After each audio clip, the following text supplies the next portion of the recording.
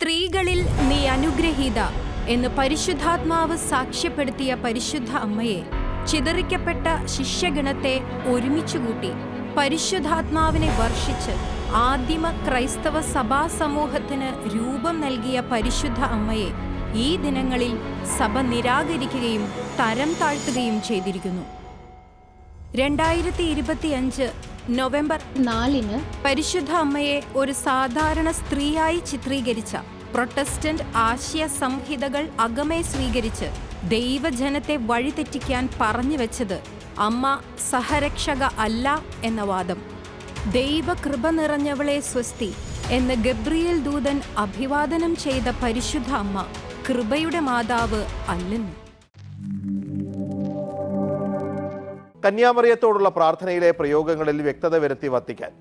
സഹരക്ഷക, മധ്യസ്ഥ എന്നീ വിശേഷണങ്ങൾ പരിശുദ്ധ മറിയത്തെ വിളിക്കുന്നത് ഉചിതമല്ല എന്ന് വിശ്വാസികളെ സഭ അറിയിച്ചു. എല്ലാ കൃപകളുടെയും മധ്യസ്ഥ എന്ന വിശേഷണം ഒഴിവാക്കണം. വിശ്വാസികളുടെ മാതാവ്, ആത്മീയ അമ്മ തുടങ്ങിയ വാക്കുകൾ ഉപയോഗിക്കാം. നൂറ്റാണ്ടുകളായി സഭയിൽ നിലനിൽക്കുന്ന വ്യത്യസ്ത അഭിപ്രായങ്ങളിൽ തീർപ്പ് കൽപ്പിക്കാനാണ് രേഖ തയ്യാറാക്കിയത്. കത്തോലിക്ക വിശ്വാസമനുസരിച്ച് ദൈവമാതാവ് എന്ന് വിശേഷിപ്പിക്കുന്ന മറിയത്തെ ആദരവോടെ യേശുവിന്റെ അമ്മ എന്ന നിലയിൽ ഒരു മധ്യസ്ഥയായിട്ടാണ് സഭാവിശ്വാസികൾ കാണുന്നതെങ്കിലും ലോകത്തെ പാപത്തിൽ നിന്നും വീണ്ടെടുക്കാൻ യേശുവിനെ മറിയം സഹായിച്ചിരുന്നോ എന്ന ചർച്ചകൾ നൂറ്റാണ്ടുകളായി പണ്ഡിതന്മാർക്കിടയിൽ നടക്കുന്നുണ്ടായിരുന്നു. എന്നാൽ എല്ലാ പഠനങ്ങൾക്കും വിരാമമിട്ടുകൊണ്ട് വത്തിക്കാൻ ഒരു ശാസനം ഇപ്പോൾ പുറത്തുവിട്ടിട്ടുണ്ട്. അതിൽ പറയുന്നതിങ്ങനെയാണ്: മറിയത്തെ ഇനി സഹരക്ഷക എന്ന് വിശേഷിപ്പിക്കരുത്.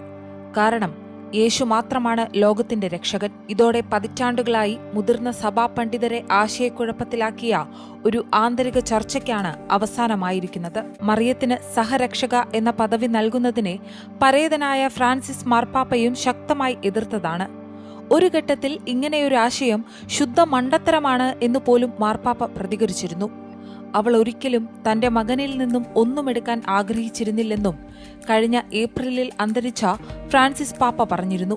ഫ്രാൻസിസ് പാപ്പയുടെ മുൻഗാമിയായ ബെനഡിക്ട് 16 ഈ പദവിയെ എതിർത്തു. അതേസമയം അദ്ദേഹത്തിന്റെ മുൻഗാമിയായ ജോൺ പോൾ 2 മറിയത്തെ ഒരു സഹരക്ഷകയായിട്ടാണ് കണ്ടിരുന്നത്. പക്ഷേ 1990കളുടെ മധ്യത്തിൽ ഡോക്ട്രിനൽ ഓഫീസ് ഈ ആരാധന രീതിയിൽ സംശയം പ്രകടിപ്പിക്കാൻ തുടങ്ങിയതോടെ ഇത്തരമൊരു പദവി പരസ്യമായി ഉപയോഗിക്കുന്നത് സഭ നിർത്തിവെച്ചു. പോപ്പ് ജോൺ പോൾ 2 7 തവണ സഹരക്ഷക എന്ന് വിശേഷിപ്പിച്ച പരിശുദ്ധയമ്മ സഹരക്ഷകയല്ലെന്ന് പരാമർശിച്ചത് 1996.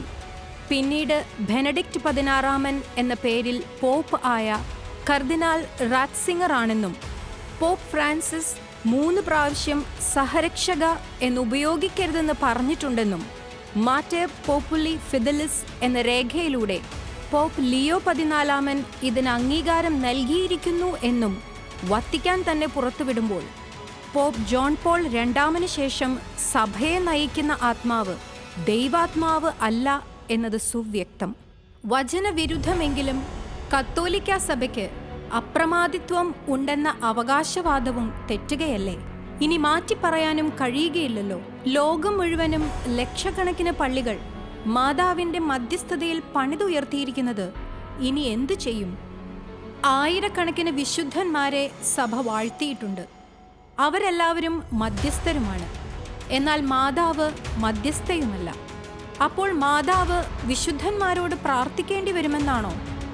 കത്തോലിക്ക വിശ്വാസികളെ, മരണസമയത്ത് മാതാവ് നിങ്ങൾക്ക് വേണ്ടി എങ്ങനെ പ്രാർത്ഥിക്കും? മാതാവ് ഇനിമേൽ മധ്യസ്ഥയല്ലല്ലോ. ചോദ്യങ്ങൾ അനേകം അവശേഷിക്കുകയാണ്. അന്ധമായ സഭാവിശ്വാസം മാറ്റിവെച്ച് എൻ്റെ കാതുകൾ കേൾക്കുന്നത് ദൈവവചനാനുസൃതമായ സത്യങ്ങളല്ലേ എന്ന് ഒരു നിമിഷമെങ്കിലും ആത്മാർത്ഥമായി ചിന്തിക്കാൻ കഴിയുന്ന ഒരു ഹൃദയം നിനക്കുണ്ടെങ്കിൽ തിരിച്ചറിയണം നിന്റെ അമ്മ ആരാണെന്ന്. അമ്മയുടെ അഭിവാദനം കേട്ട് പരിശുദ്ധാത്മാവിൽ നിറഞ്ഞ എലിസബത്ത് പരിശുദ്ധ അമ്മയെ അനുഗ്രഹീത എന്നുദ്ഘോഷിച്ചു. ഇതാ സിയോൻ, അനുഗ്രഹീതയും അമലോത്ഭവയും സഹരക്ഷകയുമായ പരിശുദ്ധ അമ്മയെ രാജ്ഞിയായി വാഴ്ത്തുന്നു. ദൈവപിതാവ് പരിശുദ്ധ അമ്മയ്ക്ക് നൽകിയിരിക്കുന്ന മഹത്വവും ശ്രേഷ്ഠതയും സത്വാർത്തയിലൂടെ സിയോനിൽ പ്രഘോഷിക്കപ്പെടുന്നു. സിയോന് അമ്മയെ ഉപേക്ഷിക്കാനോ തള്ളിക്കളയാനോ കഴിയില്ല. സിയോൻ പരിശുദ്ധ അമ്മയെ ഒത്തിരി സ്നേഹിക്കുന്നു.